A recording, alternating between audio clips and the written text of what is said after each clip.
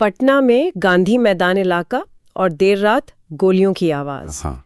और फिर खबर आती है कि शहर के एक जाने माने कारोबारी और नेता भी थे, गोपाल खेमका, उनकी हत्या हो गई है। हाँ, सरेआम। ये बहुत चौंकाने वाली खबर है। बिल्कुल। तो आज हम इसी पर थोड़ी बात करेंगे। जो भी शुरुआती जानकारी आई है ना, उसे समझने की कोशिश करते हैं। ठीक है। और हाँ, ये जो बातें हम कर रहे हैं ये सब हाल की न्यूज़ रिपोर्ट्स पर ही आधारित है। हाँ, जो भी पब्लिक डोमेन में है अभी तक। तो चलिए देखते हैं कि अभी तक क्या पता चला है और क्या सवाल उठ रहे हैं इस मामले में। जरूर। तो हुआ ये कि शुक्रवार देर रात की बात है। भाजपा नेता और कारोबारी गोपाल खेमका, उनकी गोली मारकर हत्या कर दी गई। और जगह थी पटना का गांधी मैदान इलाका। काफी भीड़-भाड़ वाला एरिया है वो। हाँ, पनाश होटल के पास बताया जा रहा है। हाँ, पनाश होटल के नजदीक। सुनने में आया कि वो पास में ही ट्विन टावर सोसाइटी है, वहीं अपने घर लौट रहे थे। अच्छा। तभी कुछ अनजान हमलावर आए और उन्होंने फायरिंग कर दी। और गोलियां लगने से उनकी वहीं मौके पर ही मौत हो गई। हाँ, बिल्कुल, मौके पर ही। और इतनी व्यस्त जगह पर ऐसा होना मतलब। हाँ, ये बहुत चिंता की बात है। पुलिस ने क्या किया है अब तक? पुलिस पहुंची है मौके पर, कुछ शुरुआती कार्रवाई हुई है। हाँ, खबरों के मुताबिक पुलिस ने घटनास्थल से एक गोली बरामद की है और एक खोखा भी, मतलब गोली का खाली खोल। अच्छा, एक गोली और एक खोखा। हाँ, और जाहिर है आसपास के जो सीसीटीवी कैमरे हैं उनकी फुटेज देखी जा रही है हमलावरों का कुछ पता लगाने के लिए।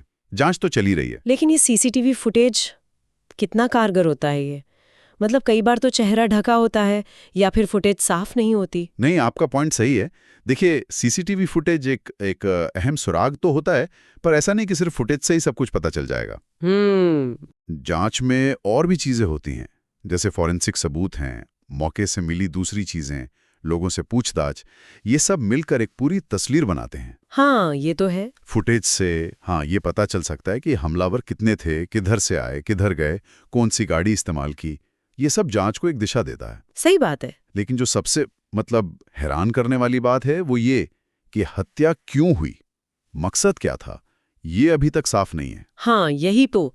मतलब इतने हाई प्रोफाइल व्यक्ति की हत्या, कोई तो वजह होगी। बिल्कुल। आमतौर पर ऐसे मामलों में या तो कोई बिजनेस की रंजिश होती है, या कोई सियासी दुश्मनी, या फिर कोई निजी मामला भी हो सकता है।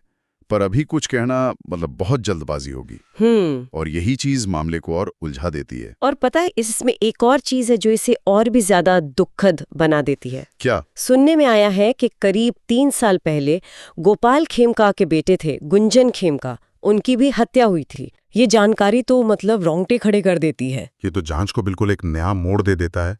एक ही परिवार में कुछ सालों के अंदर 2 हत्याएं। हाँ। पुलिस इस एंगल से जरूर देख रही होगी। ये देखना ही होगा कि क्या इन दोनों घटनाओं में कोई कनेक्शन है। क्या कोई पैटर्न है? हाँ, कोई पैटर्न, कोई पुरानी दुश्मनी जो बेटे से शुरू हुई हो। बहुत सारे सवाल हैं। एक जाने माने कारोबारी, नेता, उनकी सरेआम हत्या, और परिवार में पहले भी ऐसा हादसा। ये जांच को बहुत पेचीदा बना देता है। हाँ, पुलिस के लिए ये वाकई बहुत मुश्किल केस होगा। बहुत सावधानी से हर पहलू देखना होगा उन्हें।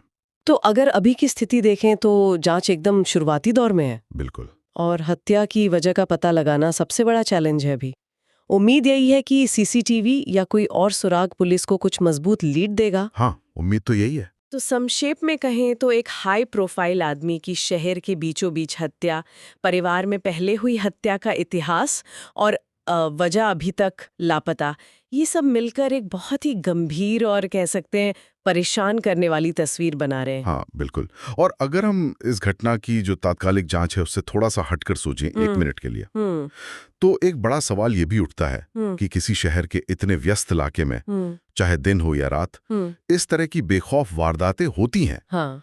खासकर जब पीड़ित का ऐसा बैकग्राउंड हो जैसा इस केस में है। तो ये आम लोगों की सुरक्षा पर और पूरे लॉ एंड ऑर्डर सिस्टम पर क्या सवाल खड़े करता है? सही बात है, ये बहुत बड़ा सवाल है। ये वाकई सोचने वाली बात है।